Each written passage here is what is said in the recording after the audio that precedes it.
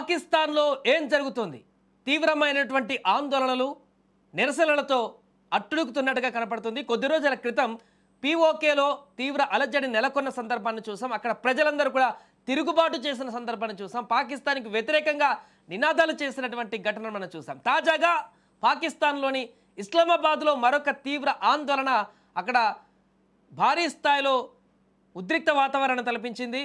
పాలస్తీనాకు పాక్ మద్దతు పలకడం పైన ఈ యొక్క నిరసనలు వ్యక్తమైపోయాయి. టీఎల్పీ ఆధ్వర్యంలో ఈ యొక్క భారీ ఆందోళనలు కొనసాగాయి.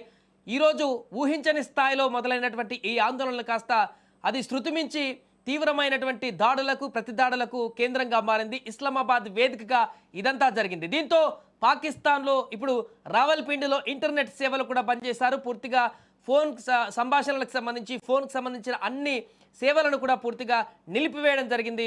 రోడ్లను కూడా అక్కడ మూసివేశారు. బారికేడ్లను దాటుకొని వస్తున్నటువంటి నిరసనకారులపైన వారిని అడ్డుకునేందుకు లాఠీ చార్జ్ కూడా చేశారు. పూర్తి స్థాయిలో పోలీసులు కంట్రోల్ చేసేందుకు అక్కడ అన్ని రకాల ప్రయత్నాలు చేశారు. కానీ అక్కడ కంట్రోల్లోకి రాలేదు. ఉద్రిక్త పరిస్థితి ఇంకా కొనసాగుతూనే ఉంది. పంజాబ్ రాష్ట్ర వ్యాప్తంగా కూడా, అంటే పాకిస్తాన్లో ఉన్న పంజాబ్ రాష్ట్ర వ్యాప్తంగా కూడా 144 సెక్షన్ని ప్రస్తుతానికి అక్కడ విధించారు.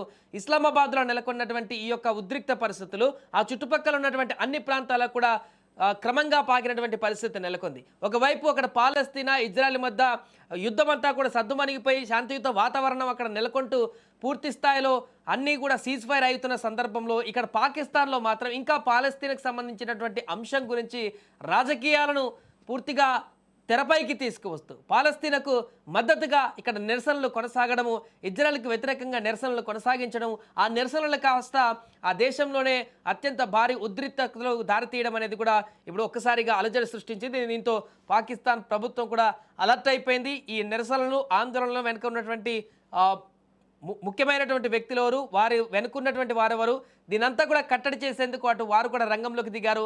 అండ్ నిరసనకారులు కూడా ఎక్కడా తగ్గడం లేదు. పూర్తిగా పోలీసులు వారిని అడ్డుకునే ప్రయత్నం చేస్తున్న సందర్భంలో, అక్కడ ఉన్నటువంటి ఆర్మీ అడ్డుకునేటువంటి ప్రయత్నం చేస్తున్న సందర్భంలో నిరసనకారులు కూడా వారికి ధీటుగా అంతే జవాబిస్తున్నారు. పూర్తిగా ఒక హింసాత్మకమైనటువంటి ఉద్రిక్తతలకు దారితీసింది.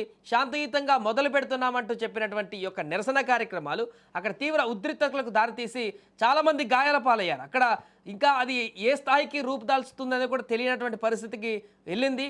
అది దేశవ్యాప్తంగా ఇప్పుడు చర్చనీయాంశంగా మారింది. కేవలం పాలస్తీనాకు మద్దతుగా నిరసన తెలియజేస్తామని మొదలుపెట్టినటువంటి ఇది పాకిస్తాన్లో ఉన్నటువంటి నిరసనలకు కూడా కారణభూతంగా మారినట్టుగా తెలుస్తుంది. ఏదేమైనా కూడా ప్రస్తుతం పాకిస్తాన్లో నెలకొన్నటువంటి పరిస్థితులు ఒకదాని తర్వాత ఒకటి, ఒక సంఘటన తర్వాత ఒక సంఘటన ఆ దేశవ్యాప్తంగా అక్కడ ఉన్నటువంటి పరిస్థితులకు అద్దం పడుతుంది. మన పీఓకే, ఇప్పుడు ఇస్లామాబాద్, అంతకుముందు బలూచిస్తాన్, ఇంకొకటి ఖైబర్ పఖ్తూన్ఖ్వా ప్రాంతం ఏదైనా కానీ దేశవ్యాప్తంగా ఏదో ఒక అలజడి, ఏదో ఒక ఆందోళన, ఏదో ఒక రకమైనటువంటి పూర్తిస్థాయి హింసా కార్యక్రమాలు అయితే అక్కడ కొనసాగుతున్నాయి. ఒకవైపు ఆఫ్ఘనిస్తాన్ పైన ఇక్కడ దాడులు కొనసాగాయి, పాకిస్తాన్ దాడి చేసిందనేటువంటి వార్తలు ఒకవైపు వస్తున్నటువంటి సందర్భంలోనే అంతర్గతంగా దేశంలో నెలకొన్నటువంటి అస్థిరతలు, అక్కడ నెలకొన్నటువంటి హింసా వాతావరణం, నిరసనలు కాస్త ఉద్రిక్తతలకు దారితీయడం అనేది ఇప్పుడు చర్చనీయాంశంగా మారింది. అసలు పాకిస్తాన్లో ప్రభుత్వం కంట్రోల్లో నడుస్తుందా అంతా, లేకుంటే ఏం జరుగుతుందా అక్కడ అనేటువంటి ఒక చర్చ అయితే ఇప్పుడు బయటకు వస్తుంది.